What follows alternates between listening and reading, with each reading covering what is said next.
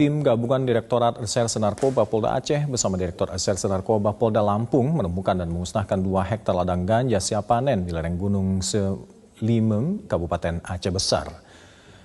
100 personel yang terdiri dari tim gabungan dibantu TNI, Dijen Bea Cukai, BNP Lampung, dan Pengadilan Negeri Aceh Besar turut dilibatkan dalam pemusnahan ladang ganja yang terletak di kawasan pegunungan Aceh Besar ini.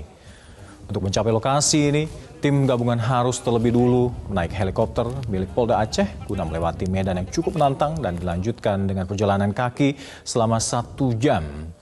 Penemuan ladang ganja ini adalah pengembangan dari pengungkapan kasus 150 kg ganja di Seaport Interdiction Pelabuhan Bakauheni pada 6 Oktober lalu. Jaringan Aceh, Lampung, dan Jakarta dengan tersangka berinisial AN dan BK. Di Narkoba Polda Aceh, Kombes Pol Wika Hadianto mengatakan ladang ganja yang berhasil ditemukan terbagi menjadi beberapa titik dengan total luas lahan mencapai 2 hektar dengan jumlah tanaman 20.000 batang dan berat tanaman basah mencapai 10 ton.